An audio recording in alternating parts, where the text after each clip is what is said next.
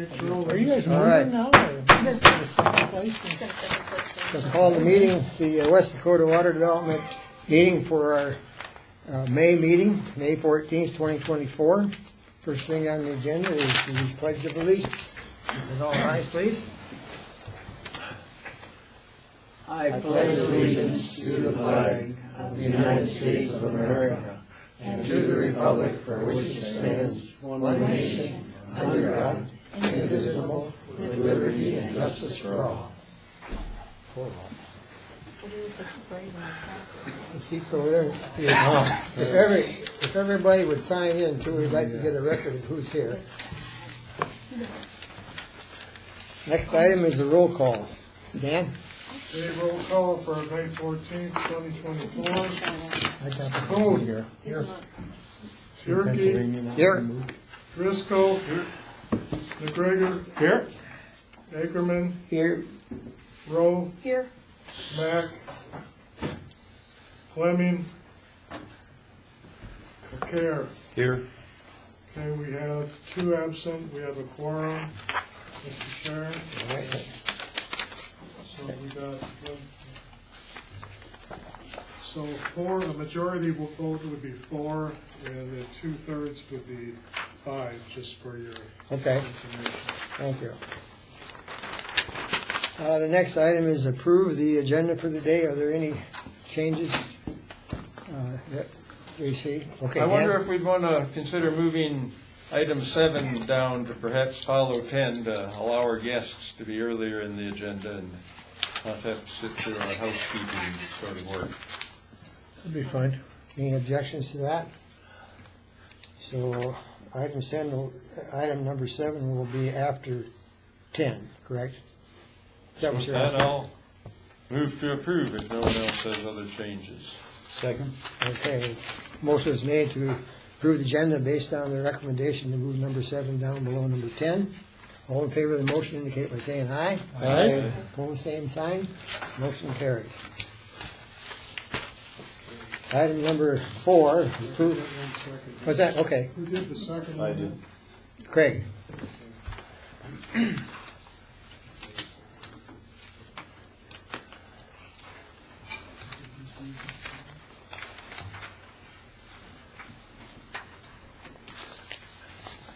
You get it? Moving item 7 to follow. I have to item follow 10. number 10.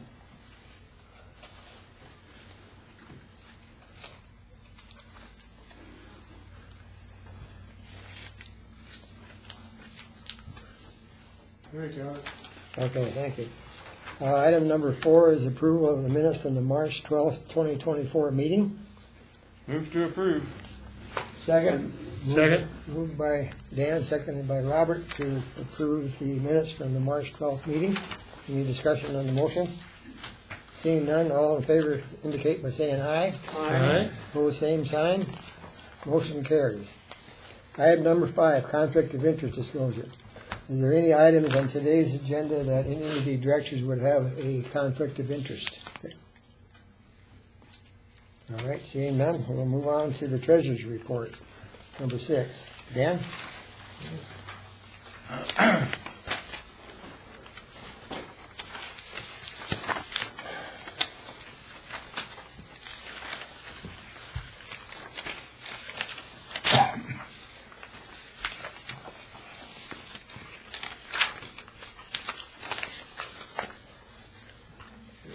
Let me get by the microphone here.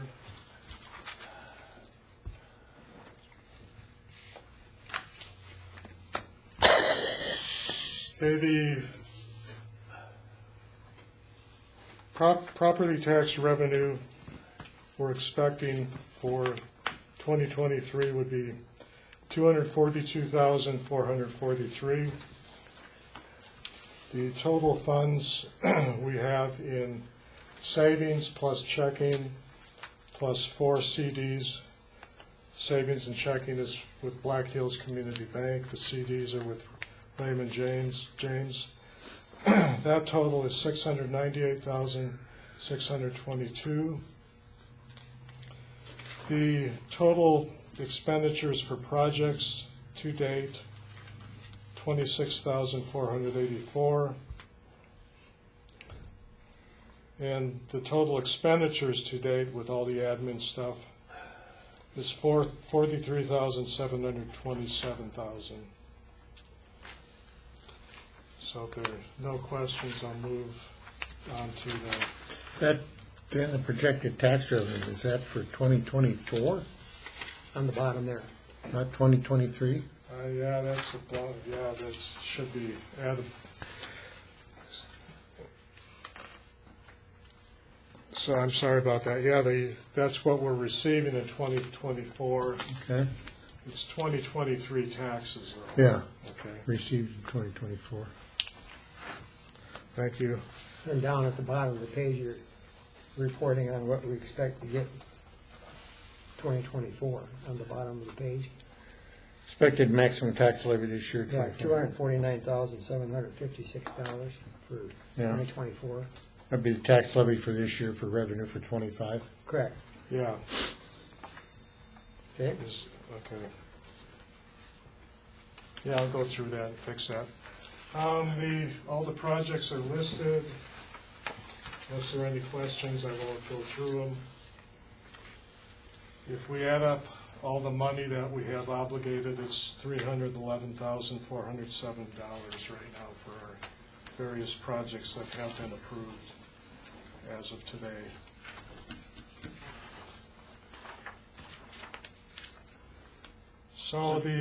So basically, when you take that out, we have, what, 370,000 Yeah, something like that. About that. available that's Yeah. unobligated Correct. cash funds? Yep. I mean, that CD account looks pretty good, but then we've got all these obligated Yeah, projects against that, right? exactly. Okay. And those CDs, they're not liquid, we could try to sell them, but we can't just use that money All right. immediately. So, Well, that 125,000 Green Valley too has been on the books quite a while, so we've yeah, that's been showing up in that 300. yeah, that may still be on there when we're all gone. You never know. Well, I'm hoping they get it going on it. We've had it on there probably about 3 years now. Another comment on that, to follow up on Director McGregor. We also have another project that it's not reflected on this at this point in time, and that's the fact that we received that Bureau of Reclamation grant. And so we'll be, we got a great cost share, 75%, but we're still gonna be on the hook for about $37,430, plus some other money that will probably go out to help us with managing in between now and when we get the grant. So maybe $42,000 there of obligation that we've got that's not reflected in this 311, so it's closer to 350. I thought you were just going to pay that yourself. You didn't tell me that. Well, you did approve 100,000 for this project, and that's in here. Is it? Yeah. Oh, Yeah, okay. yeah, it is. Maybe then we're covered. that's conservative, Okay, then we're covered. Yeah. Okay. Sorry, I missed that. so it might actually be better than it looks. It's better than it looks. Okay, Yeah. right. Sorry. Okay, that's all I have, Mr. Chair. Okay. No more questions? Any questions for Dan on the treasurer's report?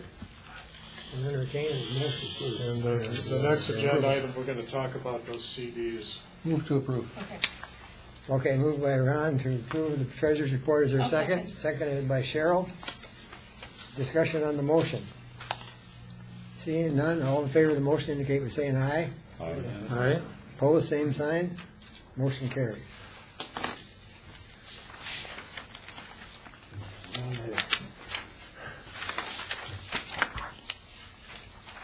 We decided to move the next one down below it now. Right. So we'll be going to 8, Prison 8. the presentation from Medicine Mountain Boy Scout Water Supply Project upgrade.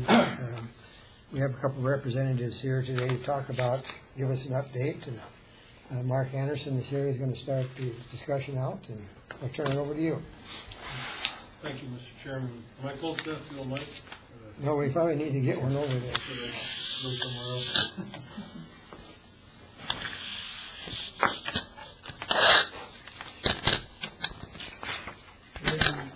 You have those slides, Dan? I do, and there's something here called handouts too, is that something? Yeah, those should have been distributed before.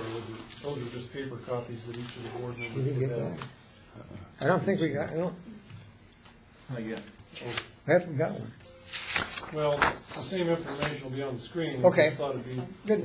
easier for you to have it in front of you. That's good enough. It looks like you can see it a little better size than it was before. Is this the right presentation? Yes, well, no, that's the actual handouts that were gonna be copied.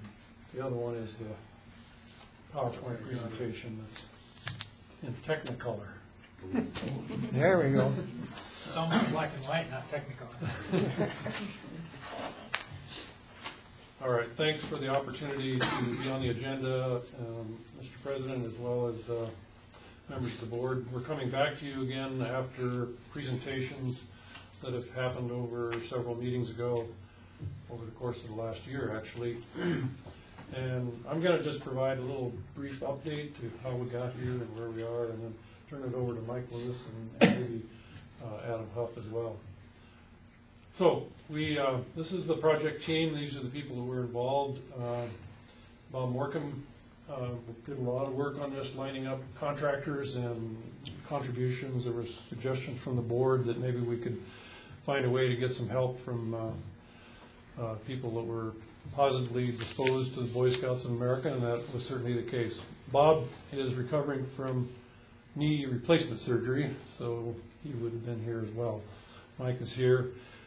Brent Nelson, so also is Adam, and Brent Nelson is our superintendent on site. So that's kind of people that were behind this thing, and if you want to go to the next one, Dan, I appreciate it. So the original problem, if I can do that real quick, is the facility has outgrown its water supply.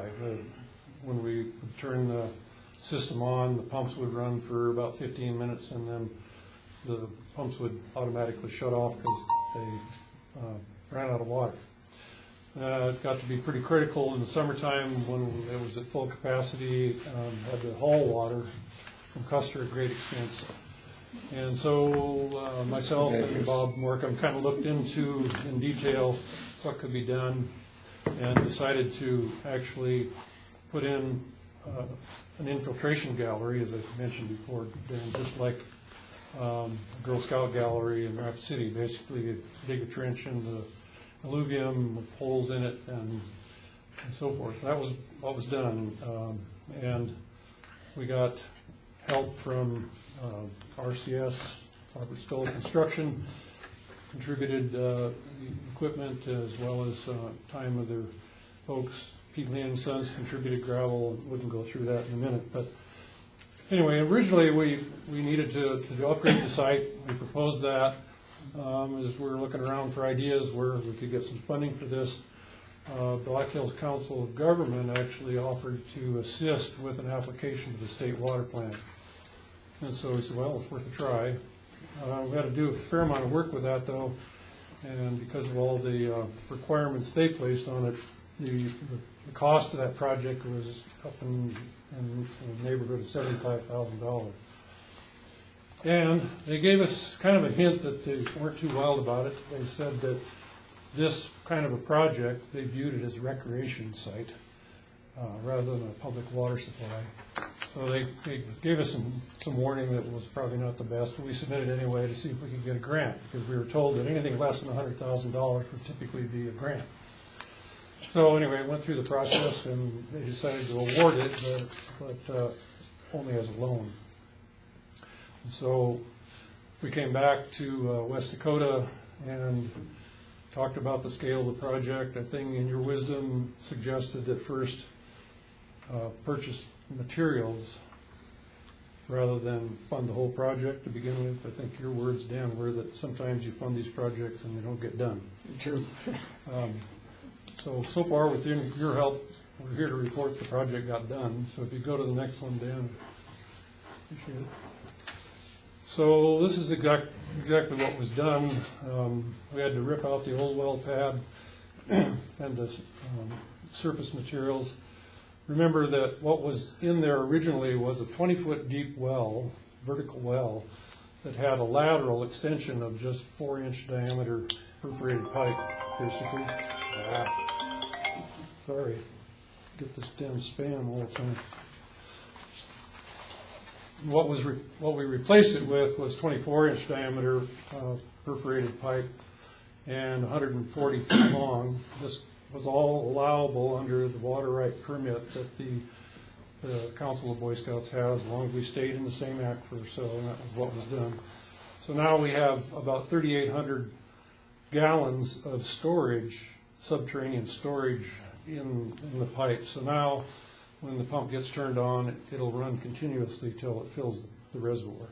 So we succeeded in what we needed to do. One problem we had, though, if you go to the next one, Dan,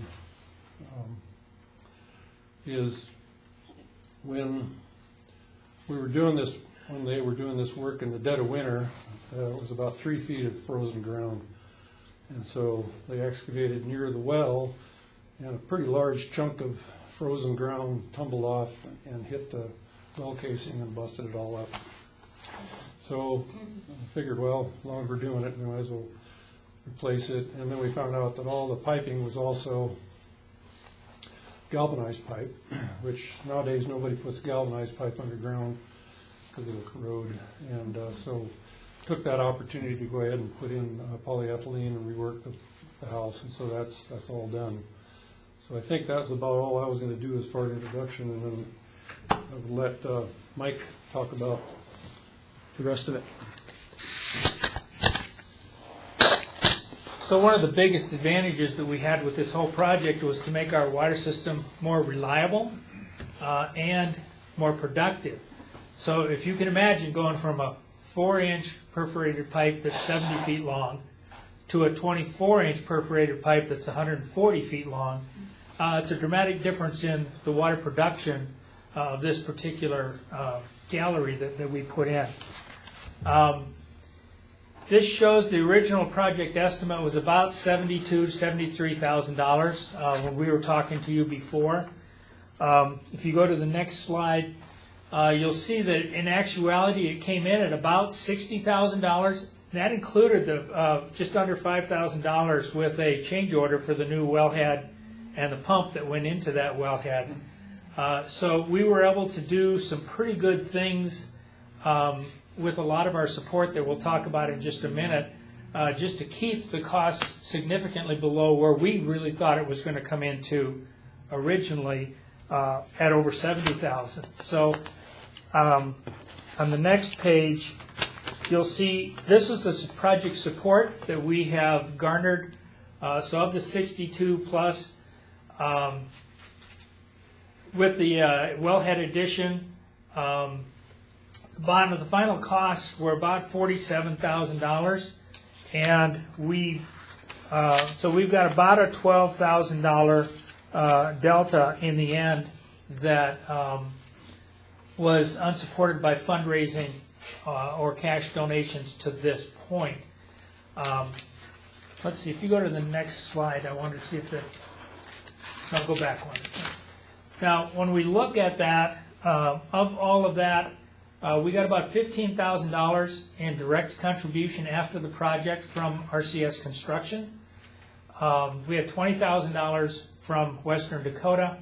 We had about just under $11,000 in in-kind project support that our camp ranger did in pre-digging, a lot of the other things, the final seeding that he will do. So we put a $47,000 back into it in other support. Pete Lean gave us a 50% reduction in the cost of the rock that went into it.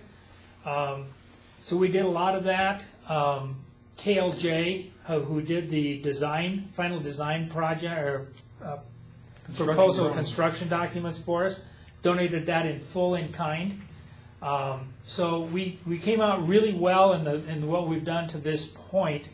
So I'll come back to that just under $13,000 in a couple minutes, but I want to talk about, as Mark had mentioned on the next slide, and as Dan had commented, you get some of these projects that never get done. Well, we've actually been working on this project for over 2 years trying to figure out what to do, how to do it. This actually shows the schedule, from the start of construction, our camp ranger did some excavating to get the dirt off the top, but short of that, we were there in less than 3 weeks. We had it in and done in the middle of winter. What we have left is the 20,000 gallon reservoir that we have. Every spring has to be drained, sanitized, cleaned, and then refilled. So we're actually expecting that that'll probably be done next week. That's going to be the real test of the whole new system, is how long does it take to refill that 20,000 gallons. In the past, that's taken 3 or 4 weeks to refill it at the production rate of the well. We think it's going to fill in 3 or 4 to 5 days. And then we'll do a final test. But there at the 29th of May, we did do a test and submitted it to the state water quality, as we're required to do for our system, and it passed with the new water going into the system. So we really felt good about that, because you could drink the water coming right out of the hose, out of the well. It was real crystal clear, and it would just pump forever, it wouldn't stop. So we felt really good about how some of that went. I think the next few slides are really some pictures that kind of start to show the deep. I think they actually went down 16 feet. We were down far enough in most cases to get down below where we needed to go. The excavator, but I'll add one thing. Said they actually went through the alluvium and excavated down into the bedrock. So the pipe is actually sitting in bedrock notch. Our camp ranger used to run those big excavators when he worked for RCS years and years ago. And this was a brand new excavator up there. It didn't have even 100 hours on it. He says, I'm not even putting a finger on that machine. It's too complicated for me. So they had to wait for the, and in that time frame of the 3 weeks, the excavator operator was gone for 7 days on vacation. So we kind of did it in and around. You can go to the next slide. It really shows that it was a mess. It was dirty, and it was sloppy and muddy, and the big dirt pile in the road around. But the project has 2 clean out pipes, 6-inch clean out pipes on each end of the 140 feet that we can put hoses down in and wash things out to clean it a little bit. Those now stick up above the ground. We are going to put some protective devices around those so that they don't get broken off. You can go to the next slide.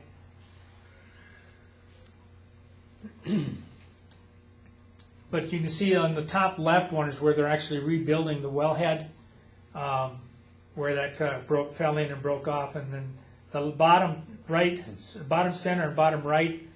Bottom center is the old galvanized pipe inside the pump or the well house, and the bottom right is the new PVC with the controls that hook up to the brand new pump. That pump, I think we found out that pump was put into the hole in 1997, 96, something like that.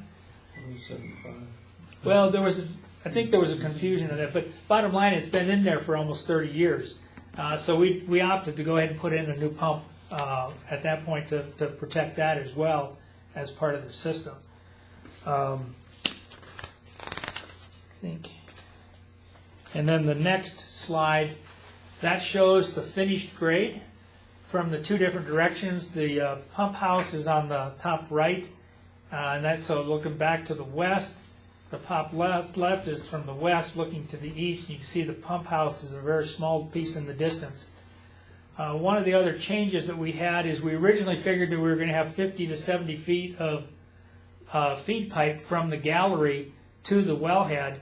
And once we got into it and figured it out, we actually reduced that to, I think, only about 40 feet or something like that. Really, really short.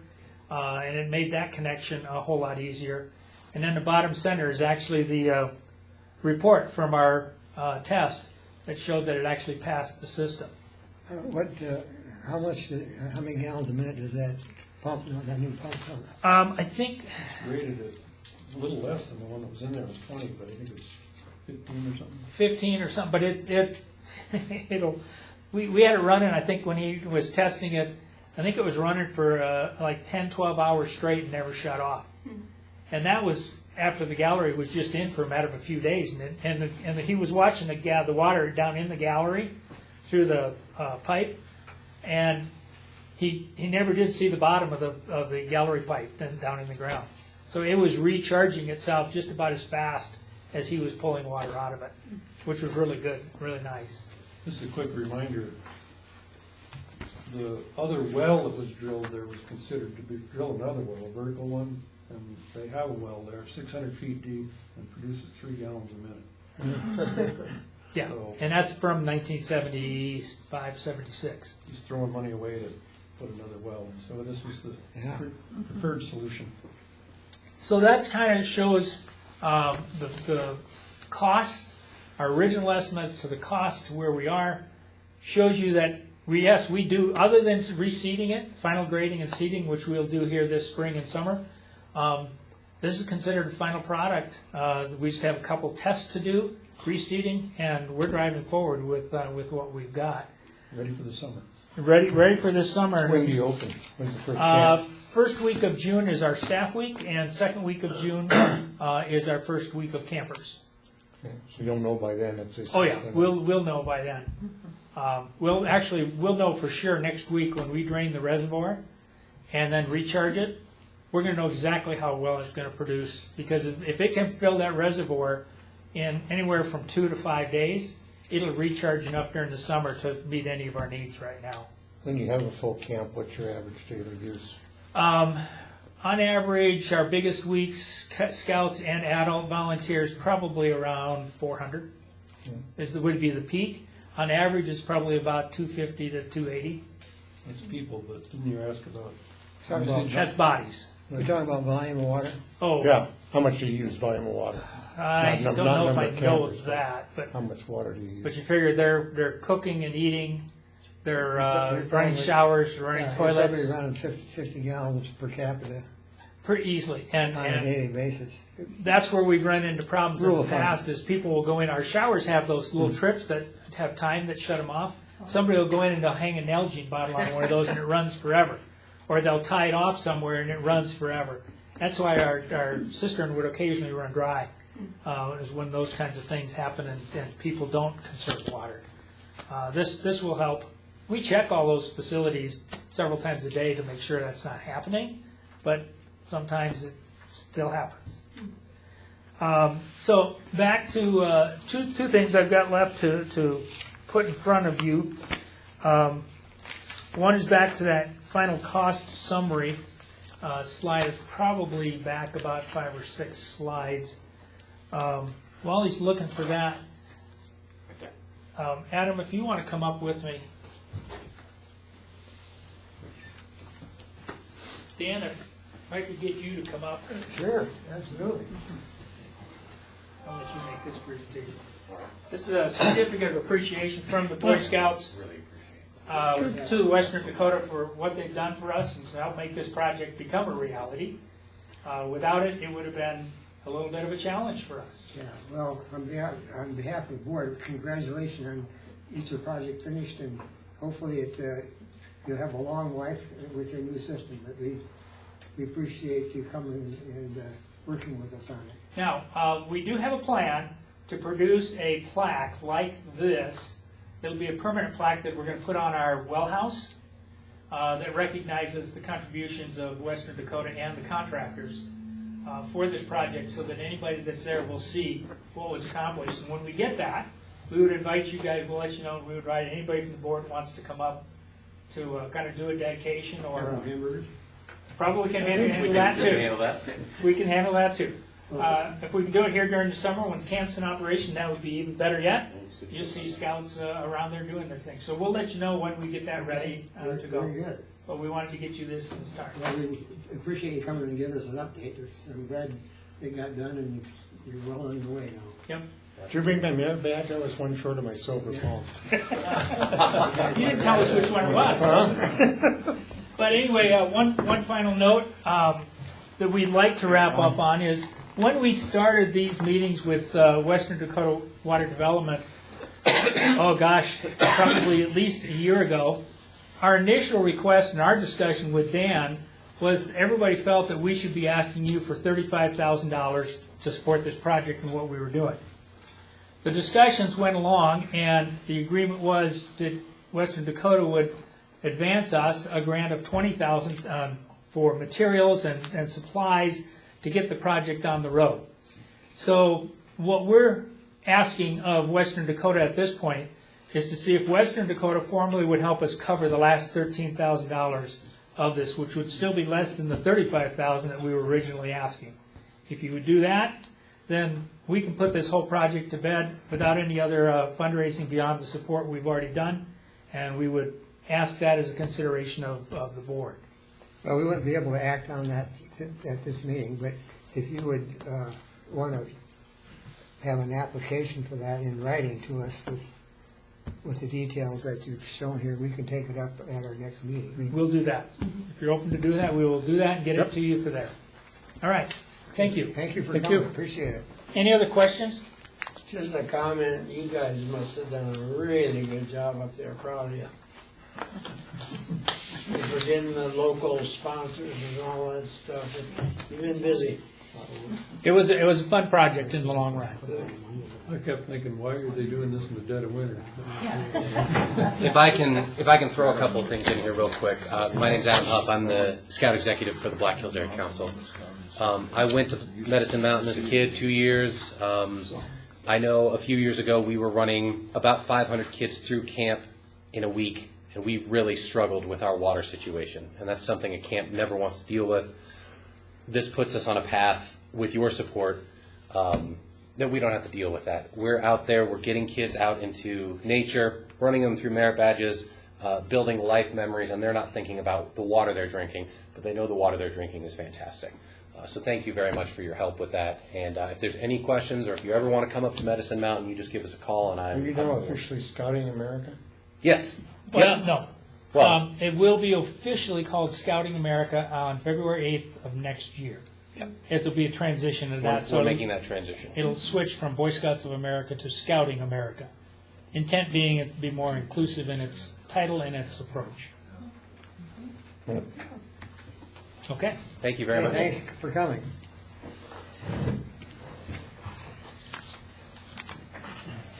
Okay. Item number 9, request for the grant from Western Dakota Regional Water System. Cheryl got a hold of me, and she was at our last meeting, kind of gave us an update on where they are with their project moving forward. And so, anyway, Cheryl's here again, and we in the packet, there's a request from them for an additional $25,000. Do you want to Sure. speak first? Ron, you should be able to push that. I think that works pretty good for Mark to do it from here, and I'll do it as well. And Just identify yourself for the record. okay, Cheryl Chapman, Executive Director, Western Dakota Regional Water. And to start, to just say thank you for your initiating support of this organization and the effort to bring Missouri River water to western South Dakota. The story always begins with West Dakota Water Development District and its work to understand how important this project was. And so always want to say thank you for that support and having me today.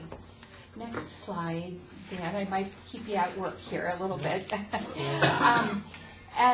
Our board of directors is elected at each of our annual meetings, and as you can see, Doug Curry, Public Works Director with Box Elder, chairs our group right now, and Dale Tech is our Secretary Treasurer.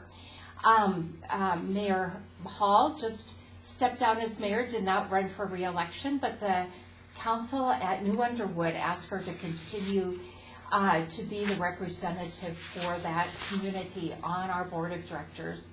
Jake Fitzgerald, manager, West River, Lyman Jones, has grown up with that organization and brings tremendous expertise. Adam McMahon is the new Public Works Director for the city of Spearfish and new to our board.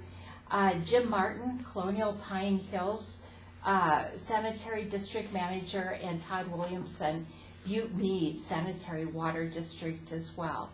So great diversity of experience and commitment to the project, and continued commitments and involvement there.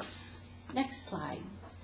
On the handout, and did everybody get a handout here? If you didn't, it's also in the board packet.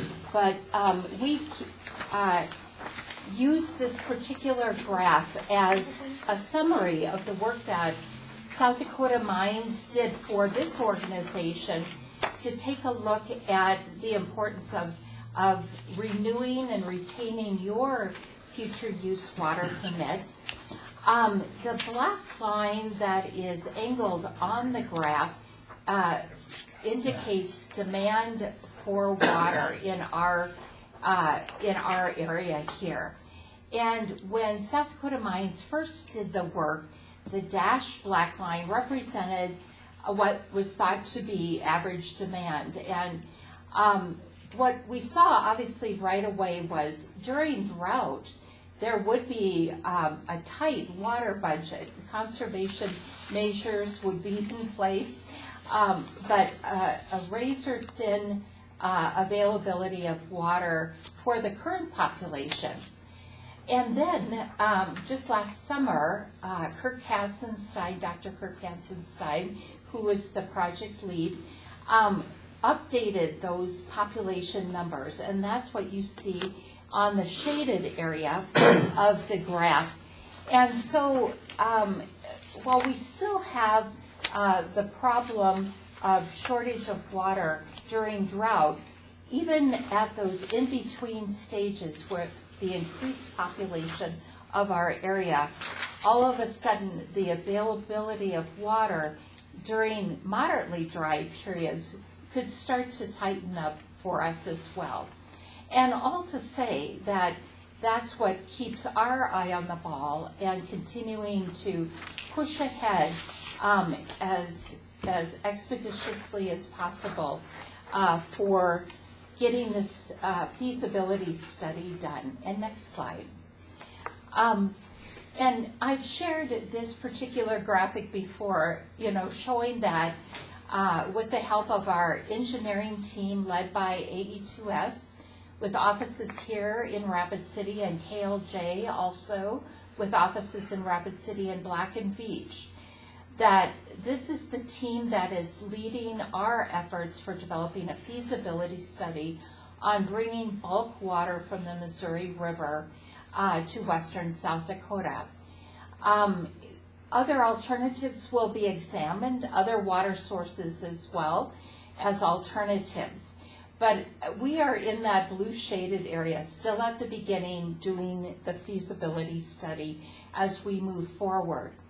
One of our top priorities right now is working with the congressional delegation to get congressional authority for the Bureau of Reclamation to work with us on doing a formal feasibility study through their agency.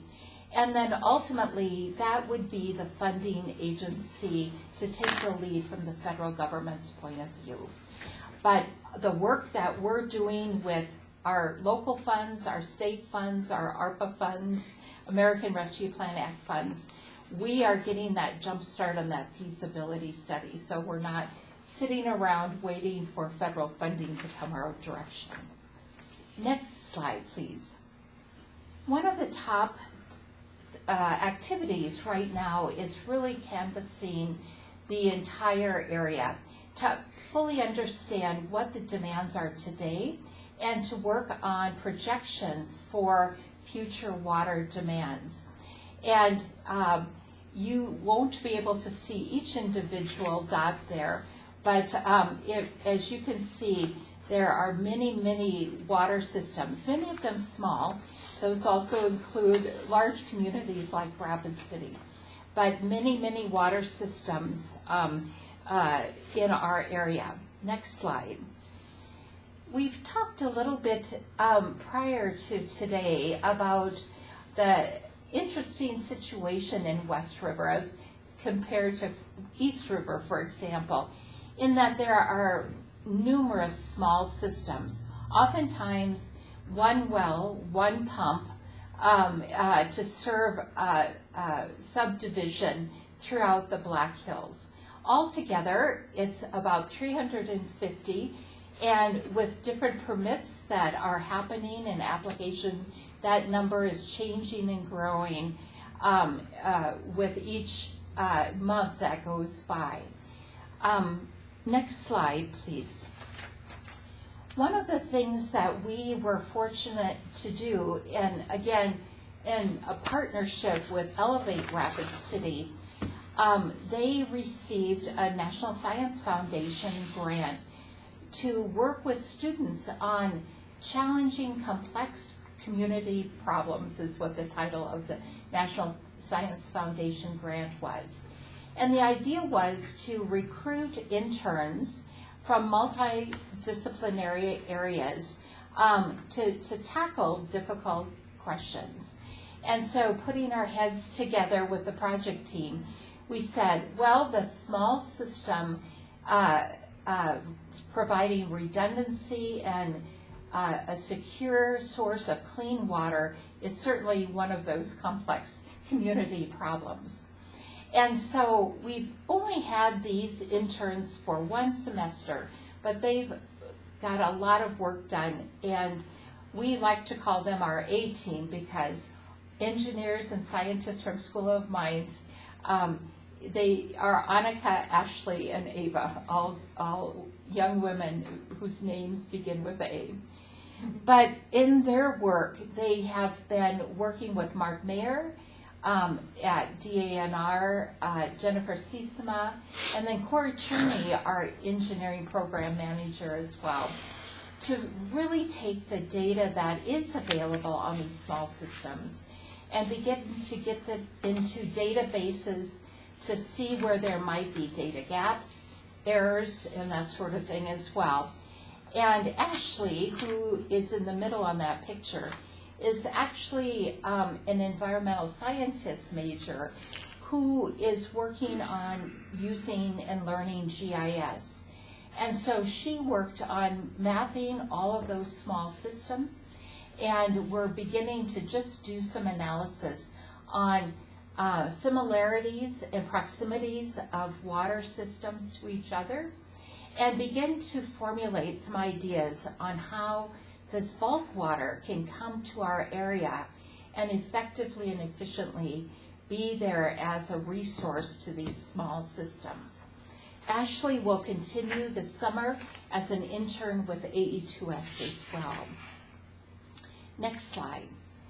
As you may know, we keep a close eye on the drought map, and we hardly ever see the drought map look as good as it does right now.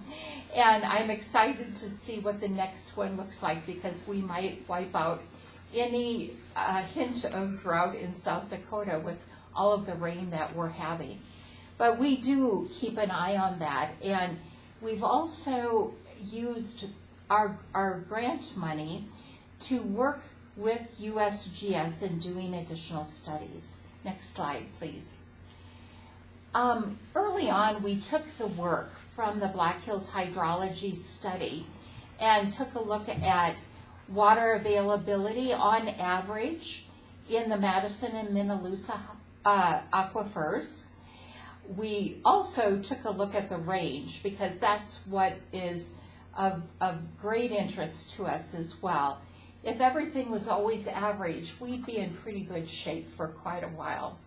However, it is those ranges that worry us in terms of slipping into a drought period. And then we also received information from that hydrology study on those demands. And as you can see, average demand and average availability of water, there's a nice cushion there for enough water to serve people. What we have done is take almost $175,000 of our grant money that we've received and ask USGS to do further independent studies on what water is available to us and what the changing demands are.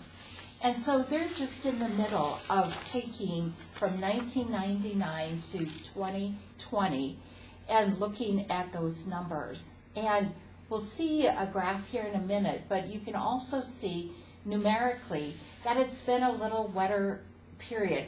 However, when it's really wet, the top line isn't quite as high as the other. But also you'll see that demand's growing. And so we know that there's continued pressure on drinking water, especially for the Black Hills. Next slide, please. Out of their current studies, here's one particular graph where they're looking at precipitation and the recharge to the aquifers, in particular the Madison and Minnelusa. And there's a red vertical line there that kind of breaks up. On the left of the vertical line is the old hydrology study. On the right is the new work. And you can just tell visually that it's wetter during these last 20-25 years. Next slide. But that demand keeps changing. And what you'll see on this particular one, and the lines are kind of faint, but the particular line that is going along at a rather flat rate and then shoots up is the demand and of the Madison formation. And just within about a 40-year period, it goes from about 10 to 12,000 acre feet a year, and that top point in the upper right-hand corner is almost 70,000 acre feet per year. And think about that just for a moment. That's a very big number. It's more water than is in Pactola, and your future use permit is 10,000 acre feet per year.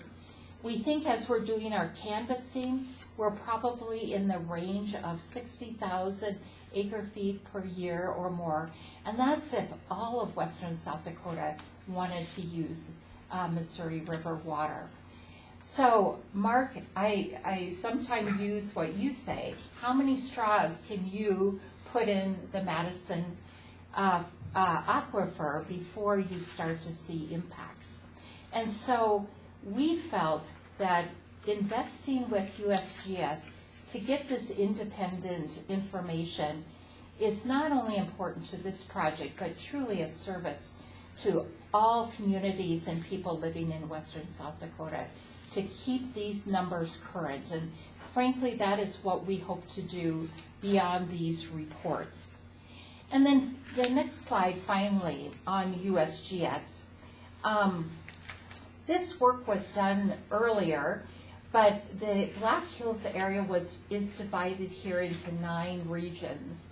And what the folks over at USGS will be doing over the next several months is taking a look at the recharge in each of these zones and demand. And so we'll get a better idea of the variability, if you will, throughout the Hills region of water availability versus demand.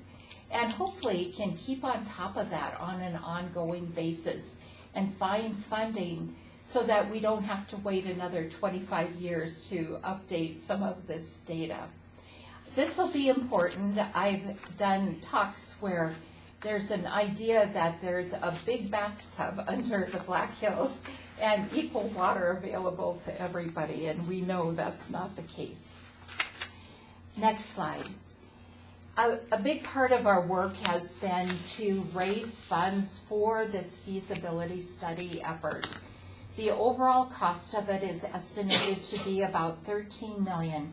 And with our help, we really feel like we're on a path to about $12.7 million, and we'll work with the state on additional funding as well. But just to recap,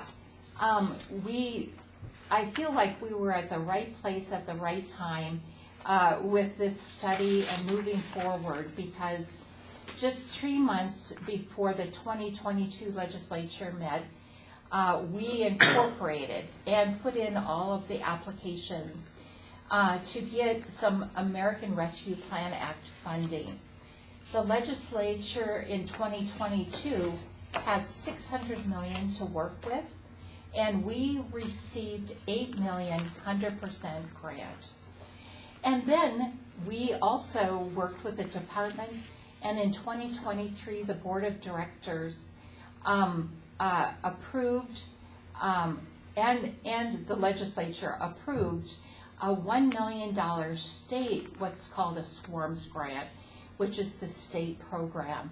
That is the program that, as we've talked before, we need to match.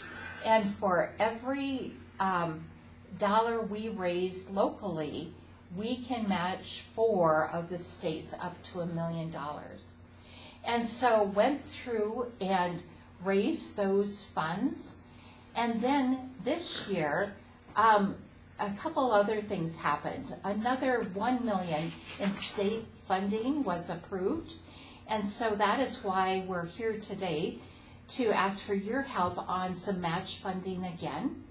But also we were able to be part of the group to take, to participate in splitting up another $89 million of ARPA money. And we've requested and anticipate getting approved for about another $2.2 million of ARPA, and it's very exciting for us because there's no match required from those funds. So again, we get very close to that. To date, for that SWARMS match that of the funding approved this year, we've raised $185,000 of the minimum $250,000 that will be required. Next slide. Our membership list keeps growing. Class 1 members are larger water systems, Class 2 smaller. Those 2 classes of membership are the ones who get to vote at the annual meeting. You need to be distributing and selling water to customers to be able to be in a Class 1 or 2 membership. We also have associate memberships like yourself, like West River Water Development District, Pennington County, and so forth. Some smaller communities have opted for an associate membership as well to just make it work in their budget. And then we have the availability of supporting individuals as well. Next slide. Our memberships, of course, availability to participate in the annual meeting and vote if you're a Class 1 or 2. We have newsletters, other social media is gearing up as well. And then last fall, we started a couple other events on a quarterly basis. One is a quarterly board briefing, and I know some of you have attended these meetings. It's a chance for us to just go in more detail about the work that the board of directors is doing.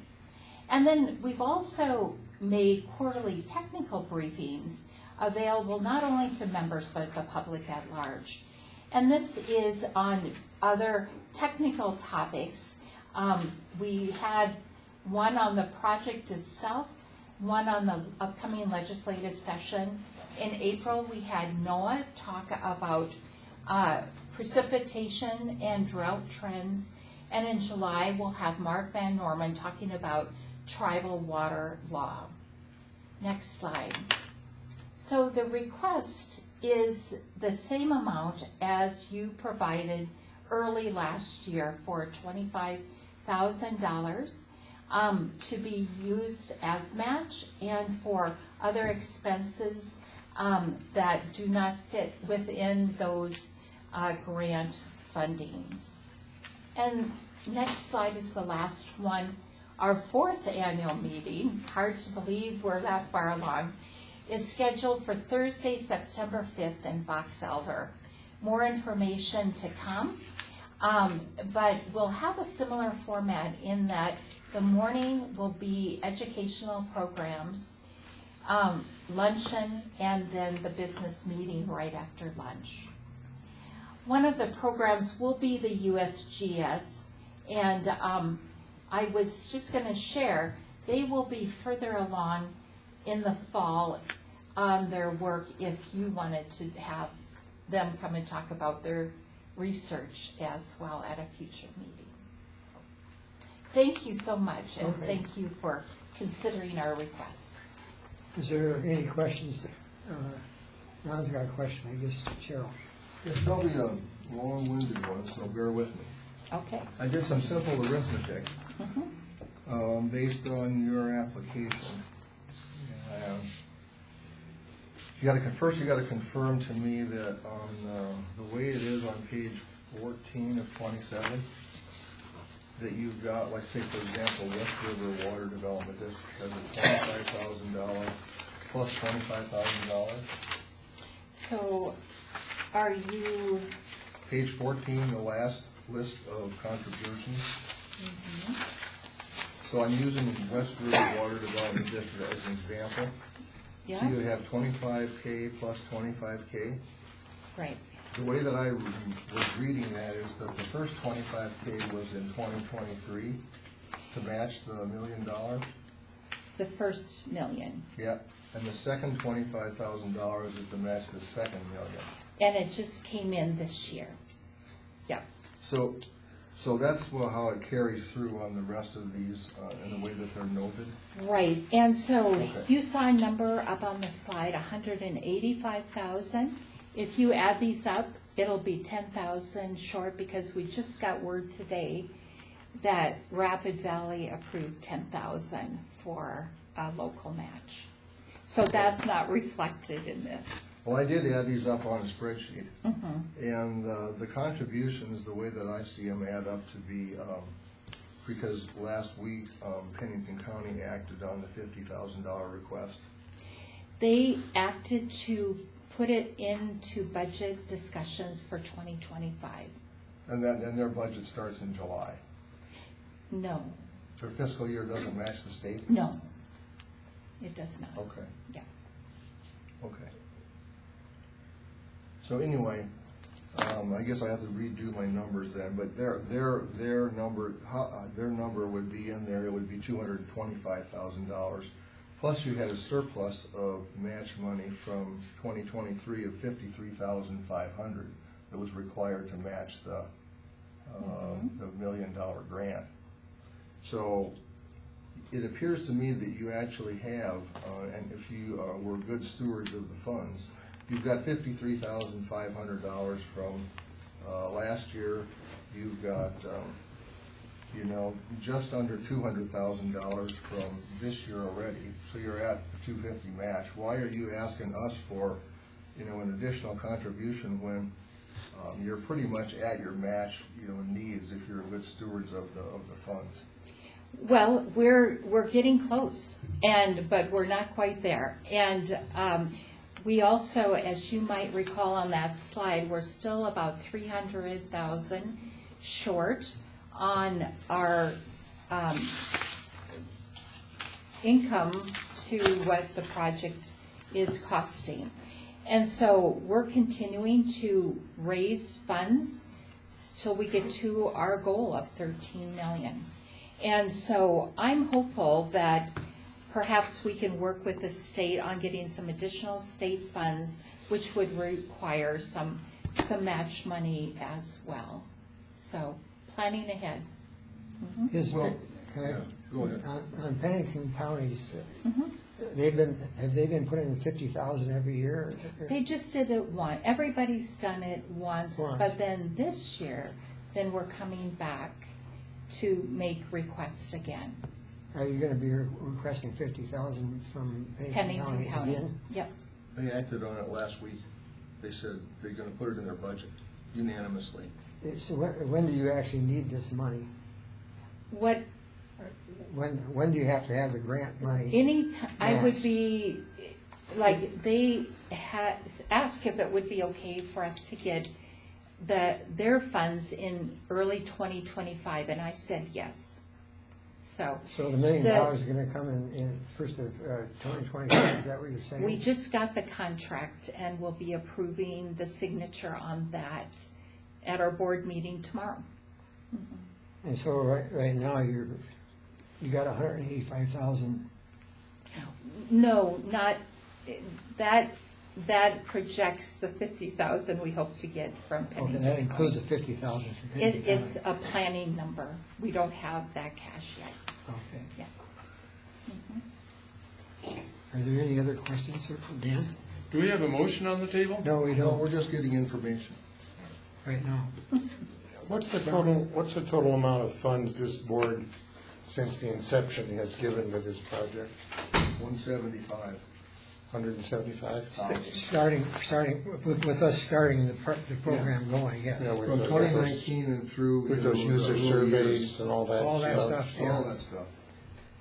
Which to me is not a lot of money for what we're looking down the road. I mean, we got a kickstarted. This That's- organization has gotten 25,000 from you.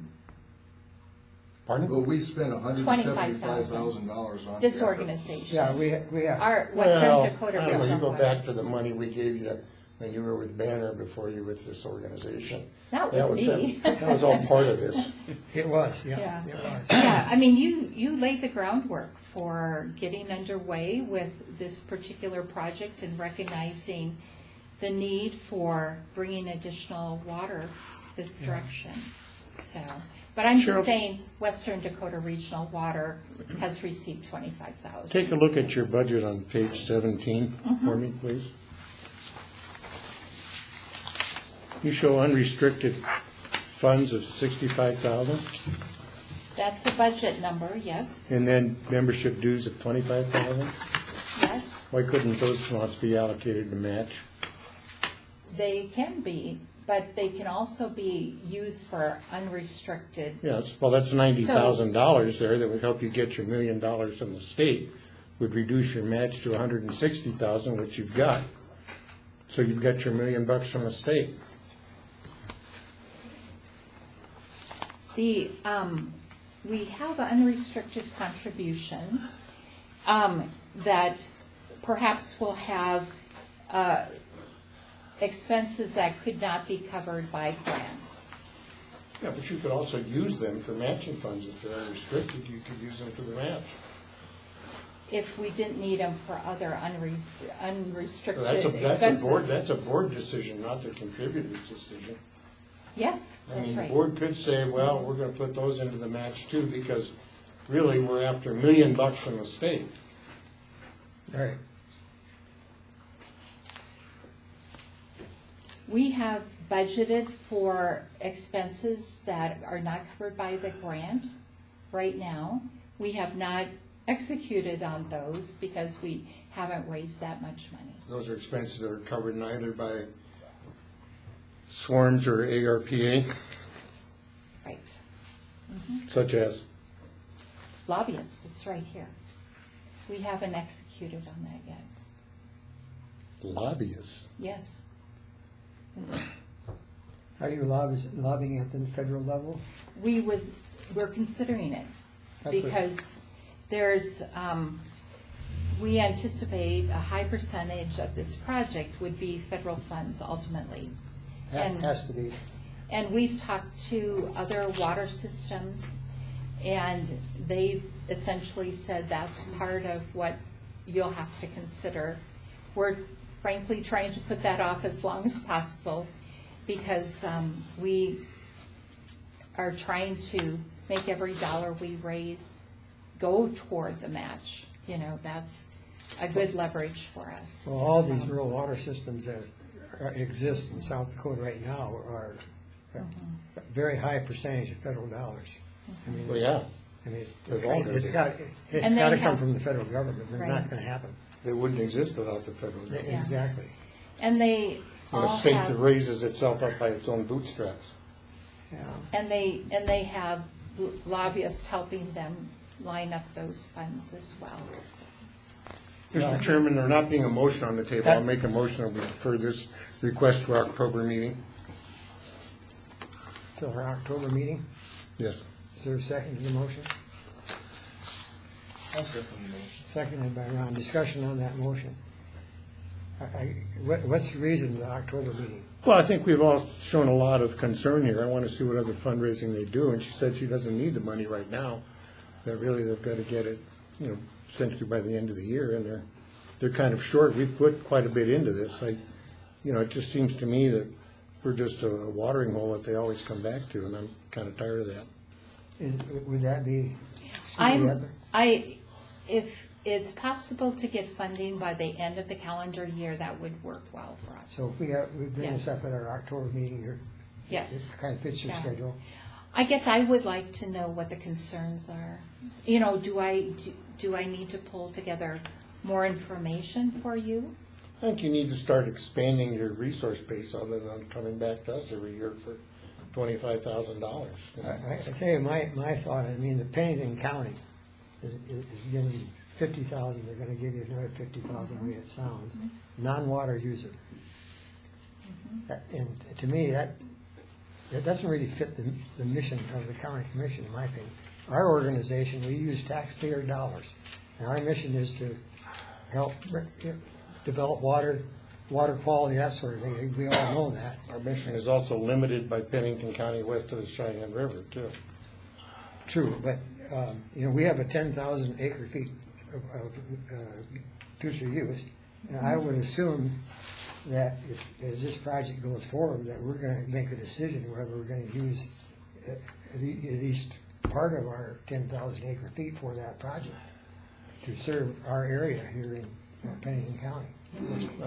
Definitely conversations in the future. I think that was the intuitive reason why we re-upped the Exactly. permit last time, was that it would eventually go to This project is probably the one that we're gonna be able to use, some of it or all of it, all of that 10,000 acre feet. Absolutely. Along with the city of Rapid City's 28,000 acre feet. I know it's down the road, but it's something that we should be thinking about, and this project should be thinking about, so. Well, this is something way down the road. It is If this ever way down the happens, road. none of us will be here when the first tap gets turned But on. all those big rural water systems that exist in South Dakota are 30, 40 years, they're still building them. Yeah. They're not done. We really started that all back in the So we're. mid-70s, and it's carrying on Yeah, till today. exactly. So anyway, I guess if, talking about the motion, it sounds like if we wait till October, it would be okay as far as your schedule goes. From a cash flow standpoint, yes. Okay. The feasibility study, we're shooting for the end of '26 with that. So the last thing I want to do is come in here at the last minute and say, I really need 25,000 right now. I don't. I'm planning ahead to try and get this funding in place. But the work itself is not 2 years out, but about a year and a half out. Well, you're not anticipating a report that says this is not feasible, are you? It would, why wouldn't we? We've got to be open to what that says. It would be disappointing, I suppose. Politically, yeah, but you're spending $13 million for a feasibility report that's going to say, nah, this isn't feasible. We'll do the That's why you've hard got work. lobbyists. And, That's that's the where, reason you do a feasibility study. well, and if I may, it's not, at this point, we're doing the work of getting all the pieces of the feasibility study together. That's why we really need the congressional authorization for reclamation to do the feasibility study. Yep. They'll come in and work with us and make sure that all aspects of the feasibility study are in compliance with federal laws, including like the National Environmental Policy Act and many other acts as well. But it's really that federal check to make sure it is a feasible project. It won't be for us to say it's feasible or not ultimately. It will be the federal agency. Where are these engineers from? Rapid City and North Dakota, several of the members of the team are North Dakota. North Dakota. Are you through, Scott, or Pardon? did you get your questions answered? I did. Okay, Ron still has another follow-up question. Well, I just wanted to provide some feedback to Dr. Chapman on, the rationale for me seconding the motion and being a little skeptical on this deal. When you came to us in 2023, at that point you had enough MASH to go forward with the $250,000 that was required. And we indicated that, you know, we were gonna, the board acted to provide $25,000, and that we were paying it forward, because maybe wait for the next year. Well, now you're back again, and so I still see water service providers that really are not playing at a very high level. I think those people who are water service providers need to dig a little deeper than to come to a non-water service provider that's already got $175,000 in the kitty, you know, in the big picture. We've jump-started this, you know, we provided funding, you know, and encouragement for the formation of the organization, because we wanted to step back as a board. And we appreciate the information. I think it's a great project, but I don't think we need to be continually funding it as a board. There are other things that I think we need to be considering. Well, could I ask Yeah, what, yeah. who should be giving, who isn't? Do you Well, have I some see some people on suggestions? some entities on the list that are in there for $1,000, and they'll be one of the major beneficiaries, City of New Underwood, for example.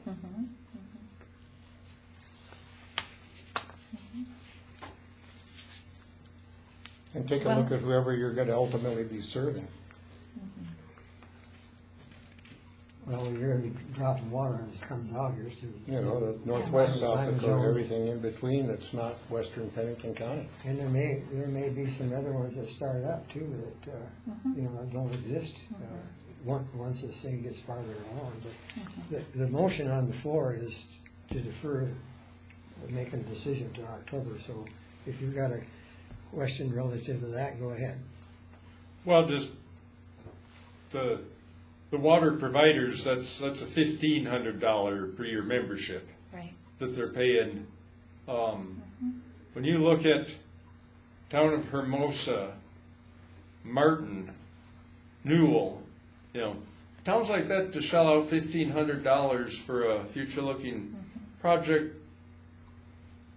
that's a fairly big sum to a small town like Yeah, that. it I is. mean, there's kind of a flip side to that point. It's not going for matching though, that's just their membership to participate. It's a fairly big contribution for a town such as Hermosa, Newell, et cetera, so I'll recognize that much. Okay. Mr. Is there Chair, any more questions relative to the motion on the floor? Is yours relative to the motion on the floor? I'd just like to add a postscript when you do And the vote. he'd like to say something too. Go ahead, go If ahead. you allow public comment, Sure. yeah, Jerry Dury lives south of Northwood, and I'm in the taxing district, and I just have a comment related to Cheryl's request of Pennington County. So Pennington County said, bring it back to us in the 25 budget session, which will probably be in July sometime. That is not a guarantee that Pennington County is giving $50,000. That is, bring it back and we'll discuss it during our budget process. And as tight as things are in the county, it's not a guarantee that she's gonna get that $50,000. But it's not a guarantee, it's a discussion for fiscal year, which is January 1 through December 31st for the county. So she'll have to go back in, like everybody else is competing in the budget process, and say, why is this project relevant? And it's not a guarantee, the $50,000. So Of course, that money comes from the same sources, aren't we? Yeah, Correct. you're paying us too, you're west of the Cheyenne River. right. And when you look at those levies and you say, you know, I'm gonna levy for a certain service, then you have to kind of get back and go, what is that levy being used for?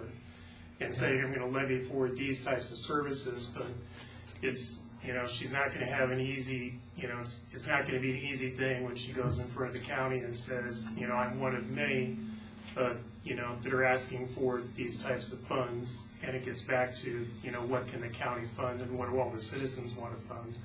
And I'm familiar with the project. I was working in Meade County when it was first talked about, and I believe Meade County put some money in the kitty as well. And, you know, New Underwood is kind of my community, and when you talk about the town of New Underwood and $1,000 or $2,000 in their budget, that's a fair chunk of money. Yeah, So, So is a new water system. yeah. Mark, were you gonna say something too, or?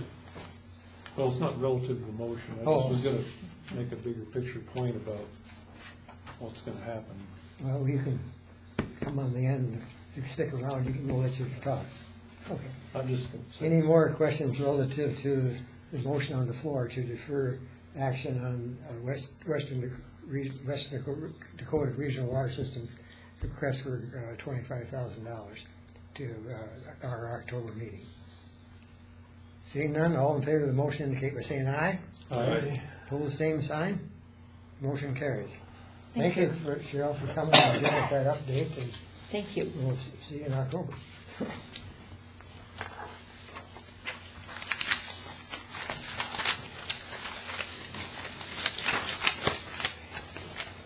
Okay, that was item number 10. This is an action item, contract with Bar Engineering for a sum not to exceed $7,500 to help West Dakota Water Development District manage through the finalization of the Bureau R grant that Ron was mentioning earlier in the final scope of works. And they're going to start immediately if we approve this tonight, so.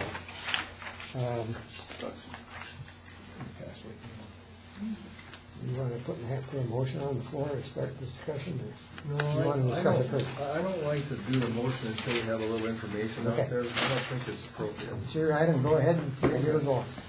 So, this item is directly related to the successful, because we haven't really talked about the fact that we had a successful grant application yet. That's the news. Here we go. So, we received word, and this letter is going around, we got notice of in, I don't know, I forget what the date was, but it's just been recently. We were successful These are mine. in the application we made to the Bureau of Reclamation for a Water Smart grant to do the additional hydrology and hydraulic modeling to assist in perhaps a efficient operational status in the Deerfield Pactola system. So that grant amount was for $349,721, and we were successful in building the case that it was going to have very good environmental benefits for the streams that were linked in the system, which is Castle Creek and Rapid Creek. So the feds are right now telling us they're going to pay us $262,291. West Dakota Water Development District will be on the check signing line for about just over $37,000 in that. And we have other financial partners that include the Game Fish and Parks, the Black Hills Fly Fishers, and Dakota Trout. So we've got some financial partners as well as a whole long list of supporters that include the Irrigation District and the City of Rapid City, along with some in-kind match from them. So that grant is in process of being executed. We were on a webinar about a week ago, I think, maybe, just a little bit less.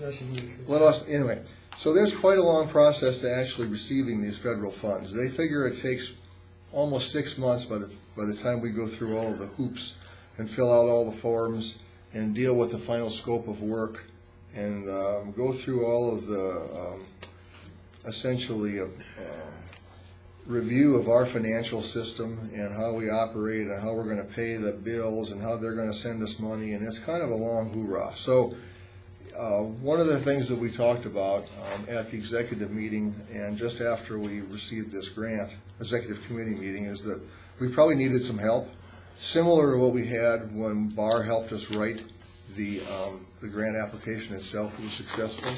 So the motion or the item on the agenda is to hire BAR for a set not to exceed fee of $7,500 between now and September, when we finally actually receive our funds, to help them work with Dan to actually manage us through this long-winded process of actually getting signed up with the Bureau of Reclamation for this Water Smart grant.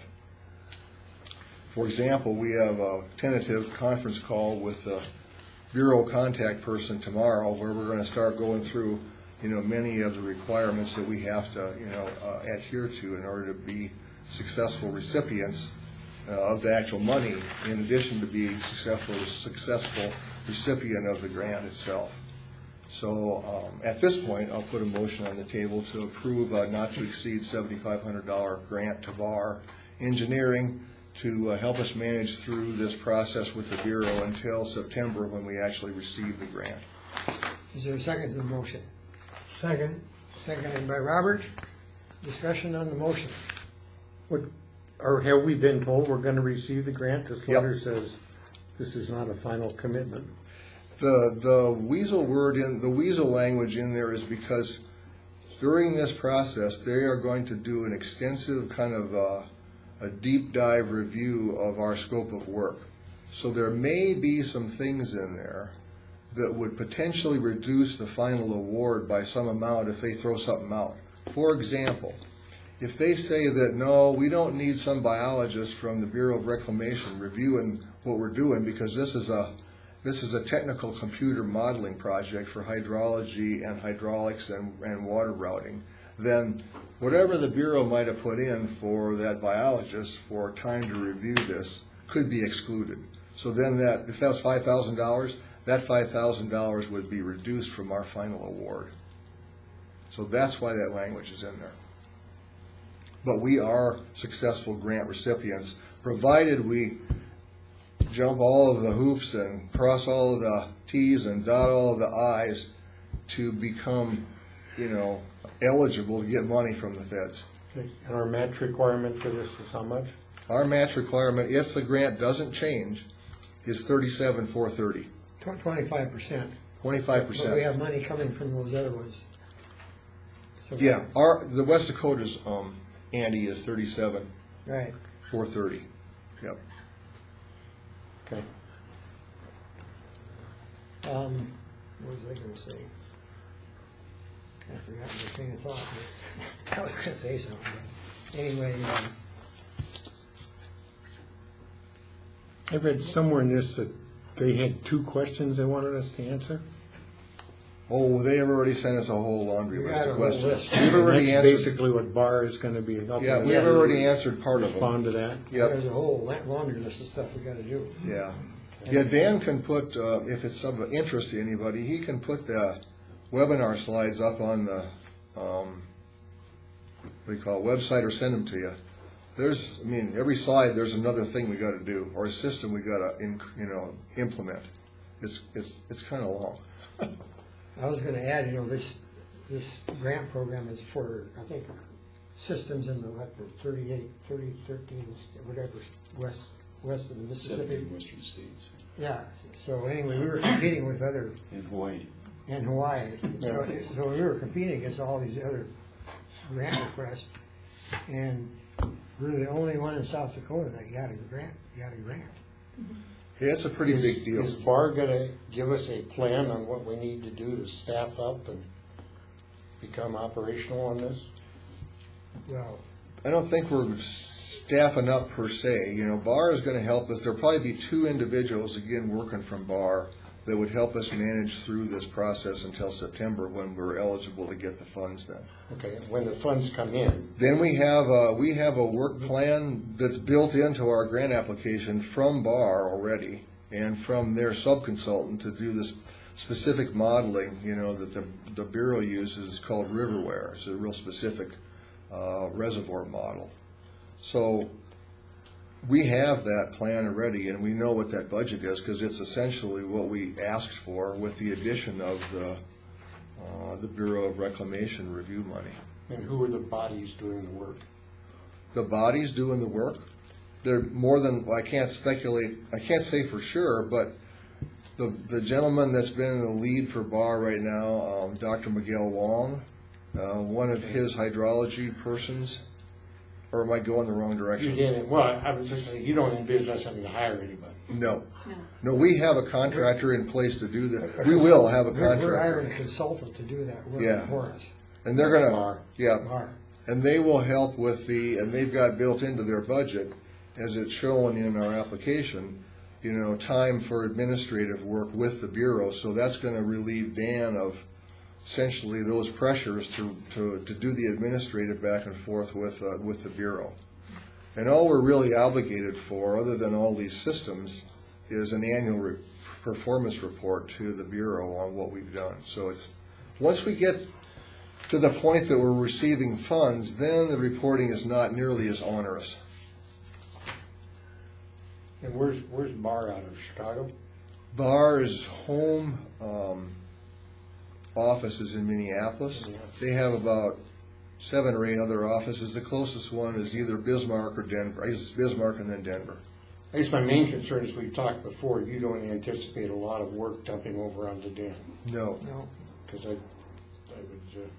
if that were to be the case, we certainly need to plan. I think the most that Dan is going to be involved, because he'll be our official point of contact for the board, is between now and when we actually are eligible for funds in September. Because he'll have to sign and be, the two-factor authentication guy and all that kind of stuff for all these financial systems for the Bureau. So he'll work with Barr on that, but once we get to that point, then I think his workload that's related to this is going to be very minimal.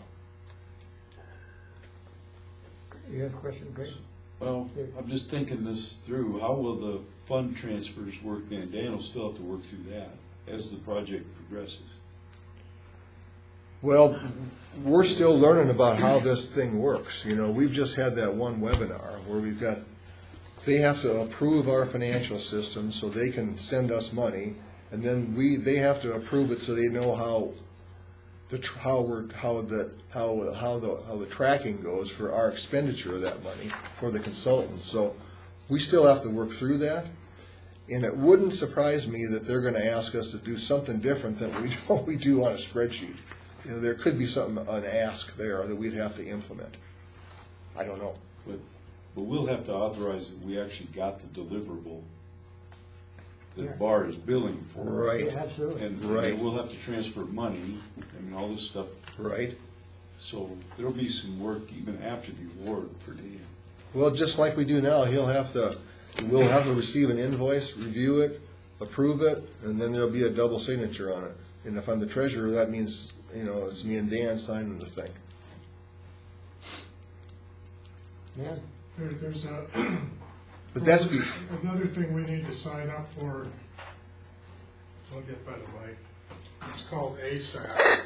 yeah, there's a whole bunch of processes in And here. that's a mechanism, I assume that we'll be setting up some kind of automatic transfer once the invoice has been submitted, and I don't know if Bar could do that directly or if it has to go through us.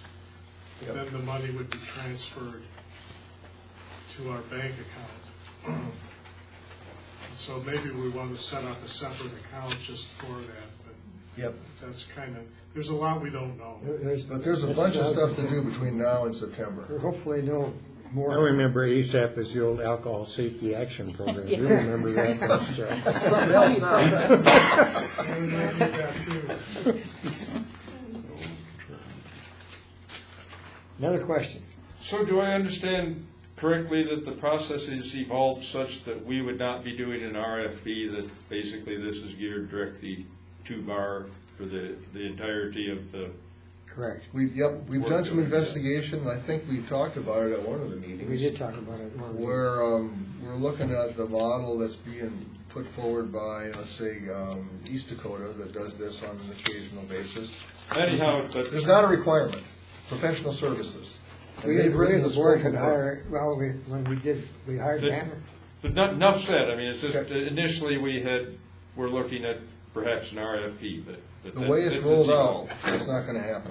Right. So, and then is it accurate that on page 19, the second paragraph there appears to be what it is that they will actually do, which is quite vague, but it's been described that they will help work with reclamation as we Right.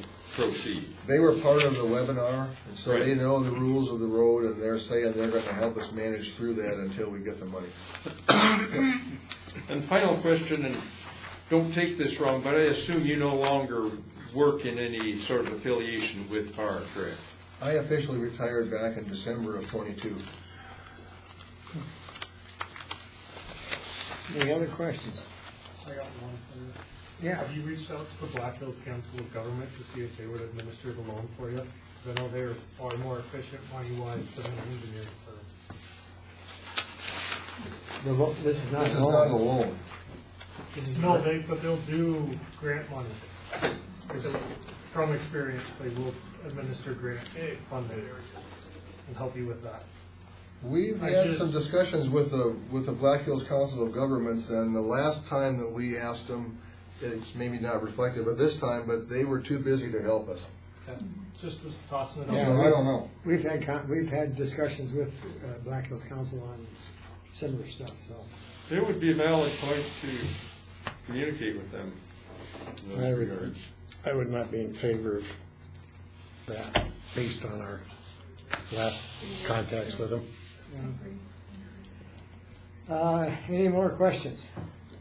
I would just add that we use Black Hills Council a lot to help us with our programs, and they've been very effective in helping us manage all of the dollar parts. And then there's another group within that building over there who's part of that Black Hills Special Services co-op that helps with all the federal registrations, all those lovely acronyms and things like that, who have been very helpful to us as well. Okay. Dan? Black Hills Council helped quite a bit setting up the grants.gov system with us and the SAM.gov. So they might be willing to help us out. Doesn't hurt to ask, I guess. But anyway, We have to figure out whose name. But it doesn't sound like we need them, though. so. right? We can ask them, there may be some things there that they can help us with, but, again, we're gonna need somebody that's gonna be on this thing, basically on a full-time basis to get us from here to where we need to be by September. And that's Bar. Yeah. Bar's gonna do that. That's what we're voting on tonight. And they're familiar with it, they've been, They've been part in of it since and the everything. Why beginning. would we switch gears? Yeah, midstream? exactly. Yeah. Mr. Chairman, I call the question. All right, all in favor of the motion indicate by saying aye. You gotta vote on the call of the question first. You're right. All in favor of to call the question? Aye. Indicate by saying aye. Opposed? Motion carried on that, so now the motion on the floor is, as stipulated, you have it up there on the board. Authorize contract with Bar Engineering, $7,500, et cetera. All in favor of that motion indicate by saying aye. Aye. Pull the same sign. Motion carried. Thank you, everybody. Mr. Chairman, not for the record, but I would like it to note that I voted for this instead of abstaining. We're making progress, Ron. I think we should give you a standing ovation. We're getting there. All right, we are on item 7. 7. Oh, you gotta go back to So you gotta go back to the. we're going back to the packet. action on the maturing Raymond James CDs, and Ron, that's your item. Okay. Well, I'm looking at page 10 of our packet. That's the easiest place to look. So under agenda item number 7, we have, I think we have 4. Yeah, we have 4 CDs right now with Raymond James, one of which will be maturing on May 16th, a little tiny one for $10,000. That came about when we had to split some up so we didn't exceed $250,000 per CD. Then we have another one that's going to it's going to come to maturity on June 4th. And then not reflected in this, and it might be in the budget stuff, I'm not sure. We also have about $12,000 of accrued interest that's in an account, and it may be at Raymond James right now.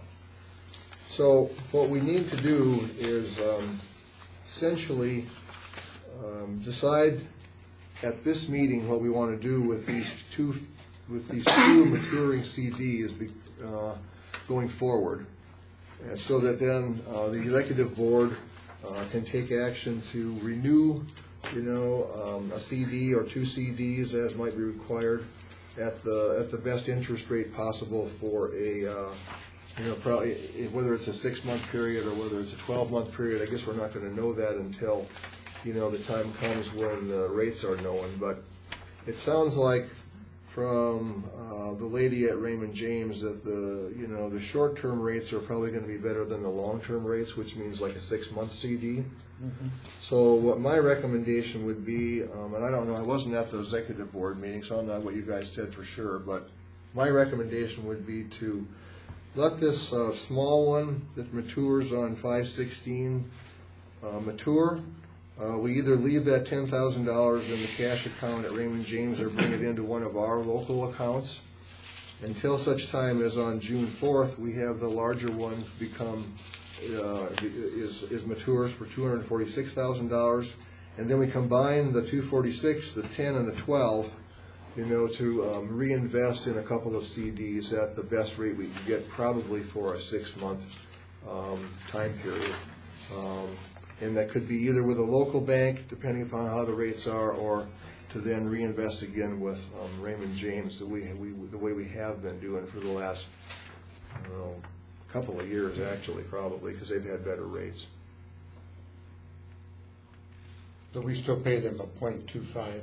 We do. We pay them 2.25 as a, Wells service Fargo fee. doesn't charge me that on mine. The what? Wells Fargo does not charge me a fee like that on mine. Well, if we can find a local bank that's close, so far they've been, far in excess, and that $625 on 250 isn't a big deal. Yeah. But if they get closer locally versus at Raymond James, say they're both in the 5s, then we'll go with a local one.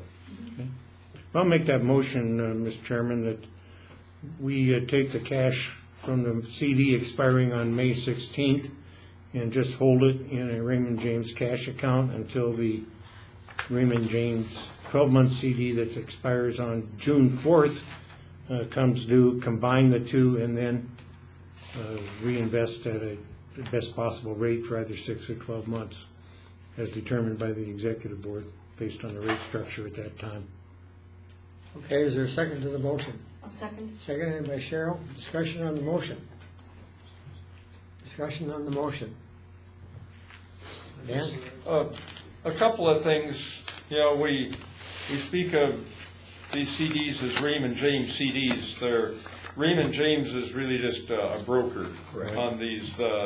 Basically they have a process where, Yeah, they could actually be Dunkin' Donuts or Dairy Queen. Right. It's going to be the Bank of California or whoever. So they're simply brokering them, and so it is really rare that the local banks match the rates. I mean, it kind of depends on circumstances, but and the institution. But typically, they're trying to borrow the money as cheaply as they can.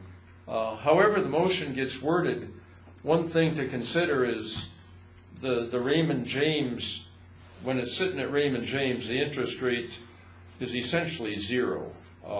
It really makes sense if you've got cash sitting there to move it into, and I guess that'd be a question for you, Dan Mullally. Do we know what kind of a rate our institution is paying on typically a high yield or money market account? I mean, I think that's, Well, that'd be 10K for less than a month. it's in the treasurer's report. 10K for about 2 Less than 30 days, you're probably not going to get it. Yeah, Yeah. I don't think it's worth messing with. well, however it gets done, just that oftentimes moving the money is as easy as pushing a button on. But That's a couple percent. Right. It kind of a minor point. for 1 month, I think we're getting 1 point something at the cash account at Raymond James. yeah. We have 2 cash accounts. So you're saying Raymond James had to pay something? I think it's very minor. It's like 1.2 or something. I don't know what it is. That's just going to be Raymond James. Yeah. I would find a high yield account. Anyhow, I know how I handle my own funds, and I move them from Raymond James to a higher paying account because it just pays higher. Well, So if it was more than 2 weeks, I'd go with that kind of an approach too. yeah, go ahead. So when we get that, when that $10,000 CD matures, we'll have more than $10,000 because we'll be getting. that's Yeah, what the we- interest of it. The interest. And so the motion is to let that go into the cash account at Raymond James for now. Is that right? Right, for Raymond James to hold it until it can be combined with And then wait until that the second CD. CD on the June 4th matures and then decide from that point. So at that point, we used to do all this through Black Hills Community Bank, so I'd like to still consider that myself. Makes accounting a little bit easier. I think that would be a choice of the executive committee. We've explored their rates every single time we've reinvested with Raymond James, and we've not reinvested with them to date. Because of their rates. The rates haven't been competitive at all. Very good. I've had that experience. Okay, are we ready to vote on the motion? Any more discussion? Yeah, you wanna read the motion, Dan? Okay, it's a little rambling, but here's what I got. Motion by McGregor to put proceeds from $10,000 CD in Raymond James cash account and wait until 6/4/24. I should put the word in there. And wait until the 6/4/24 $246,000 CD matures and combine those amounts for another CD. Okay, Yeah. that it? At the discretion of the executive committee.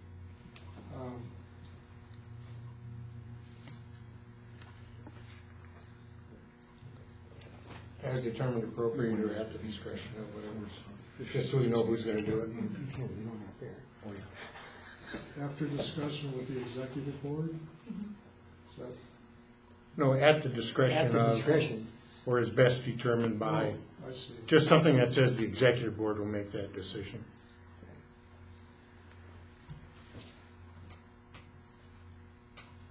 Mr. Chair, one more comment while he's typing. I'm perfectly cozy having the executive board deciding what CDs, what terms, et cetera, might be worth considering. We're looking at something north of $250,000, split it into a couple CD. Well, it needs to be, Yeah, has to be split, but some different terms so that they're somewhat staggered, and to where we may have CDs kind of renewing every 3 months instead of, right now we've got 2 of them at August 30, and then we've got a sum of money. So perhaps look at a 3-month and 6-month or some such thing, but try to split the terms a bit to where we've got. So maybe I should reword this, combine the amounts for other CDs. Yeah, we'll end up Because it'll having be 2 more for than sure. one. Yeah, that'd be true for sure. Or we could put some in our savings account. We can split it up however we want. We'll have to, well, we need to find out what the rate is for 3 months, 6 months, or whatever. The rates won't be a lot different than what they've been. Or should I word this as combine the amounts for other investments? That all falls within the discretion of the executive board. Okay, well, I got CDs in the motion.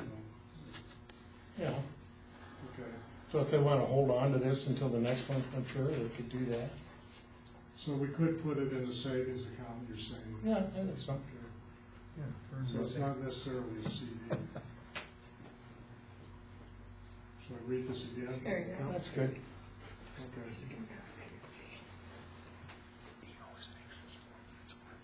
Get rid of the word other. Combine the amounts for investment. Other investments would seem to say something other than Okay, CDs. combine the amounts for investment at the discretion of the executive board. Yeah. Okay. Fixed real estate, CD, whatever. Pipelines. We will decide that. You don't want it back? Yeah, we do. I don't think we need to. Can I talk to you for a couple of minutes after this is all right? So I thought, well, I'm gonna loosen all the oil over. Okay, Huge. And are we ready to vote now? but we can drain Robert, we're gonna vote on this, you know. it. I'm sorry. That's okay. No, I'm very sorry. We had a lot of discussion here, so we're ready to vote on it. So all in favor of the motion as shown on the board indicate by saying aye. Aye. Opposed, same sign. Motion carries. Thank you very much.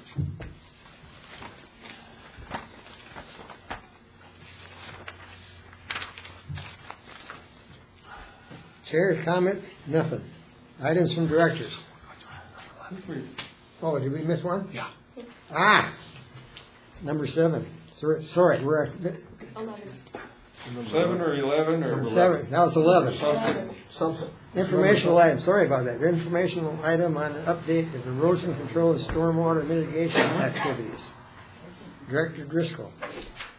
So on the erosion control front, largely gone into a little bit of a holding pattern there in terms of active work because of our discussions with DNR to work towards an application for a 319 project. It seems to make the most sense to kind of let those wheels turn and really kind of look at the funding levels to really tackle some of these bigger projects. There have been some discussions with the DNR staff. We did communicate with the South Dakota DOT regarding a potential project down there near Black Gap, primarily looking at the west side of Highway 79, just this side of the Spring Creek Road. They helped us out, it's kind of in their wheelhouse to make some initial cost estimates on a project like that, not dissimilar from what they might do on a, typical highway project somewhere. So that kind of gives us, at least initially, somewhat of a starting point on what sort of costs we'll be turning some other wheels on those fronts too. But that's part of the process to put in an application, is to have a sense of what sort of costs are involved in doing this sort of work. So I guess that's all I was going to say on the erosion control end of it. If there's any questions there, or What did they tell you that cost was for whatever length of road? well, there's about 10 acres there. They were ballparking at around $300,000, $30,000 an acre, and I had done some back of envelope work trying to aim high and coming in at around $20,000 an acre, and my estimates were based on the fact that I think we can probably get dirt for free. They were looking to purchase dirt. I mean, is that how you have to start out, for a contract like that? So in general, we're in basically the same ballpark. So it gives us at least a starting point there. And that's a 50% match program, if we get in? It would be a 60-40. Okay. So if we were looking at doing $1 million worth of work, requesting 600,000, we'd have to have 400,000 of non-federal match. Could it be state match, or like DOT? Yeah. If for instance, the DOT would contribute engineering and project oversight, things like that, that would be considered, a direct services type of grant that is allowable or match. So, yep. Okay. Any questions for Dan? Go ahead, Dan. Were you gonna mention the racetrack? Well, that's the that's the stormwater mitigation side of the item. That's where I'm going next. Okay, I thought you were done. Nope. Just the erosion control. So regarding potential stormwater mitigation projects, actually, it's been just over a week ago I finally got a chance to meet with Roger Hall, who is the city engineer. I wanted to be able to discuss several potential projects that might involve, city property, and without going into details on them, he's certainly very interested in partnering on any projects where the city could be involved. So that's a good thing to know about. They, for those of you who know Mary Bosworth, she's just very recently retired. They've got to hire a new drainage engineer, and don't know who that will be or how difficult it might be to hire someone. So, but certainly they've got a lot of interest in partnering with us, and so I think there's a lot of potential there. So then there's actually been quite a few wheels turning, looking at possibilities really within the Rapid Valley area. Several of us, it's been a couple of months ago, I forget just when, but Dan Bierke, Dan Mullally, and myself met with Brittany Molitor is the head of county planning and zoning, which is their stormwater management. It's within planning and zoning, and a couple of people from her staff, and then also the county highway department. Joe Miller's the superintendent, and a couple of his staff, and pretty good discussion. They were very interested. We have since followed that up with 2 meetings with just Dan Mullally and myself, and the interest continues. I really have a pretty good sense that they're really interested in being a partner with us. One of the primary questions has been, there's no shortage of drainage issues in Rapid Valley. One of the real questions is, where are there problems where there could actually be viable solutions, and where might West Dakota fit in? And so one of those discussions have kind of led us to the racetrack out here as a potential project area. On the north side of the racetrack, Dan would be familiar. I wasn't until it was pointed out to me, but it looks a lot like a stock dam. It's basically a sediment catchment. The racetrack's kind of unique. It's built on top of a drainage in essence. So this dam that's maybe a couple acres or so, it's probably poorly designed. It holds water all the time. It really needs to empty so that it can store some water. But once it's full, which is pretty much all the time, when you get a storm flow, it basically is piped then to the infield of the racetrack, and that fills up with water. And then it is plumbed such, it's got a small, I think everyone seems to think it's about a 12-inch pipe that drains out basically to the intersection of Highway 44 and Jolly Lane, and then it's basically runs down the ditch on the west side of Jolly Lane Street, on the east side of the street, between the street and the greenhouse, and then it enters Murphy Ditch. There was a lady here that just left, Andrea Anderson is her name. She's kind of a ditch master for the Murphy Ditch, and it's a problem for her. So the county had suggested this project, and they really want to put it on the drawing boards to basically drain the dam, drain it, pump it dry, excavate sediment. It's pretty well filled up, and then basically retrofit it, rather than right now it's just either it's full, it's just one uppermost spill point there. It really needs to have a riser on it that will meter the water out as the water comes up. the county thinks that they would, for instance, they own 2 side dumps, could help basically in hauling sediment out as a contribution. And we're talking about, well, it could be used as dirt for our erosion control projects.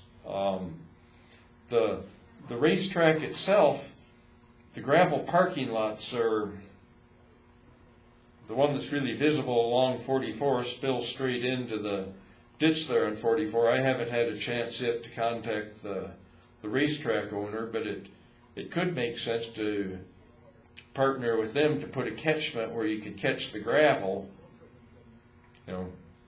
recirculate it.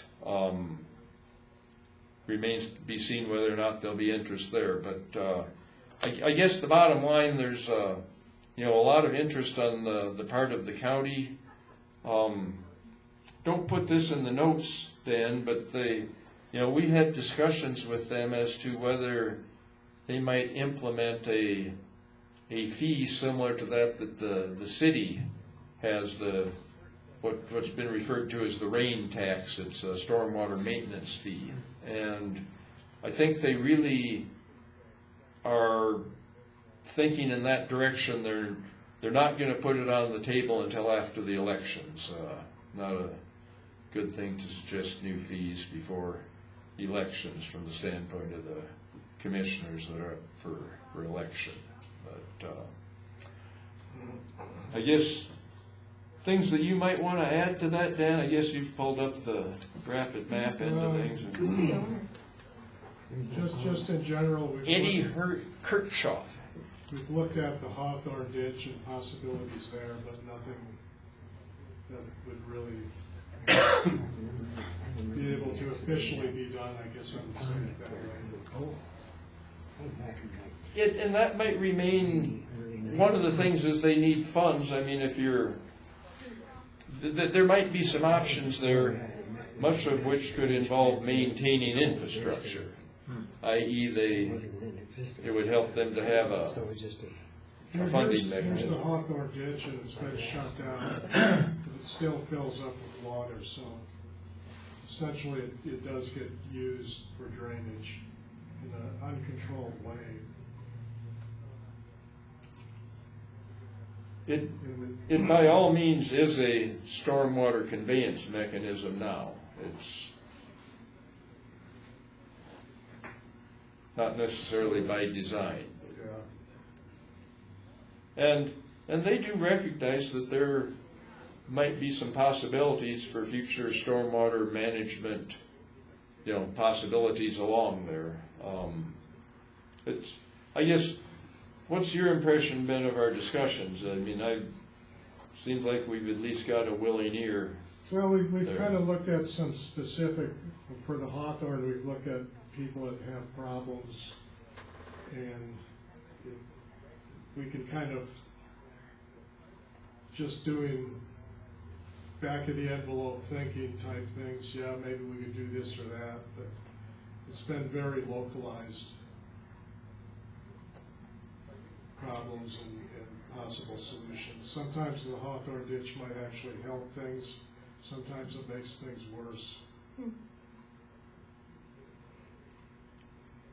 So I guess I don't have any specifics to add to that. It's kind of looking, I don't know, there's kind of a no man's land there, wild, wild west. There's a concern that adjacent landowners may start filling it in, which then of course whatever stormwater it's transmitting, it reaches an end point there. The county seems to have an opinion from the state's attorney's office that the ownership on it, I guess maybe I won't even go there, but they think there probably is what they call a prescribed drainage easement. The fact that it has been used as a drainage conveyance historically, that purpose would continue into the future. Whether or not it ends up working that way, realistically or not, I don't know. But Because right now, if somebody's having a problem, I'm not gonna say where or who this would be, but there've been reports of people taking sledgehammers and knocking out basically blockage in the ditch that's designed to be there to let the water out to help them. So it's kind of like Mr. Driscoll said, it's a little bit Wild West out there. Well, there's a lot of things going on. I mean, where the ditch used to let water out from the main ditch into the smaller, they tend to call them laterals, feeding the fields. It used to be when you had stormwater flowing down there, it could outlet in that fashion. At least some of them are now closed off.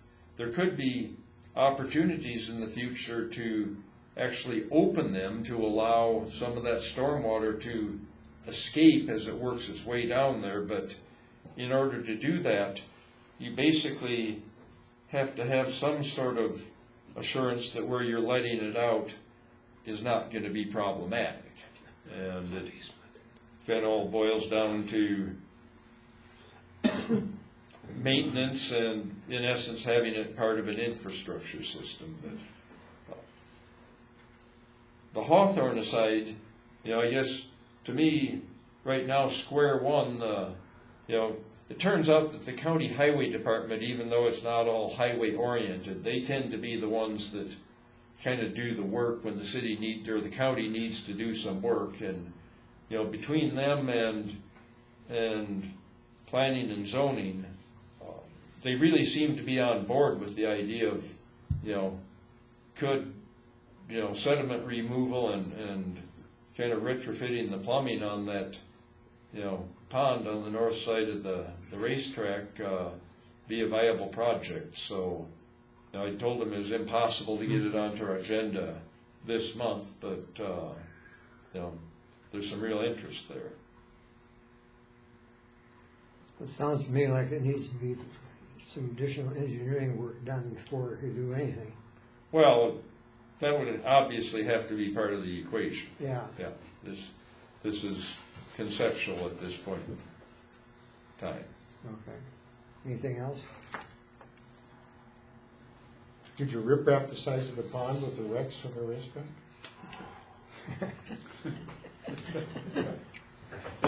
It's quite an interesting history. There's a lot of history there. Right? Whole thing. There's been a lot of people looked at stormwater management in that vicinity. I mean, I had no idea, but apparently it rains and that you go up and look at that infield, it's a lake for a while. And then when you get enough water, it basically spills out of the ditch near the greenhouse there and sometimes floods the greenhouse a little bit. And then the Murphy ditch, I mean, they're getting a lot of sediment out of this. You can see it cleaned out if you drive east here on 44. You'll see mud piled up about 6 or 8 feet high there. There's some people interested in having some help in this area, and I guess of all the people we've had in here, attending meetings and talking about problems out here and in the valley. The Murphy ditch is still a viable ditch? The Murphy ditch is, yes. Yeah. Yeah, if you go to the greenhouse and it crosses under Jolly Lane immediately on the south side of the greenhouse.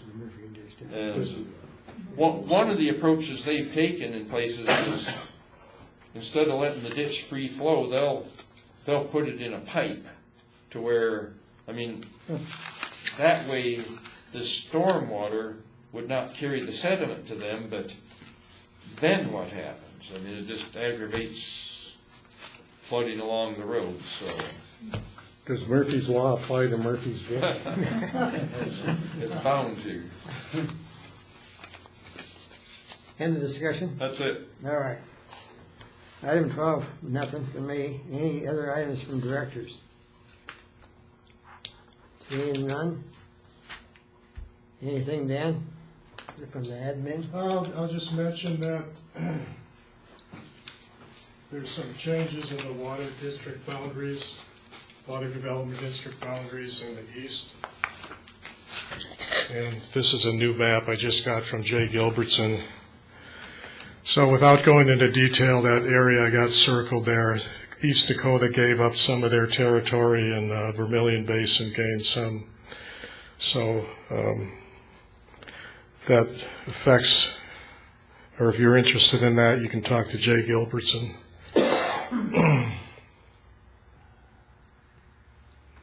See what else. I was at a meeting for PFAS put on by Travis Lassiter in March, end of March.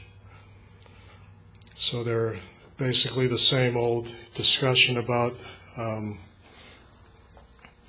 how to deal with the problem of that contamination out by the base. It's a super fun site. There's no what do you call it, standard per se on PFAS. It's a recommendation, or health advisor, I guess they call it. Bill Eldridge was there. And one thing they're talking about doing is pumping up the groundwater, treating it, and also the surface water, and then reinsert it back into the system. There's also some history with TCE, industrial solvents out there. And then they've got this clay mat they put in the drainage ditches that absorbs it. And that's another method they use to clean it up. Then there's a pipeline that's going in. It's going to be completed in 2025 from Rapid City to supply water to some of those, to deal with some of those problems with the people with wells out there. Our next meeting is in July, so that will be our generally devoted to budget, or not, doesn't have to be, but we'll be dealing with budget items in July. That's all I had, Mr. Chair. All right, thank you. Any items from the public? Nothing from the public. Meeting adjourned. You put it out to click your gavel. 5:04, 5:08. Meeting adjourned. Here's my test. Your test. By the way, when I retire, I'm going to pass this on to the next term.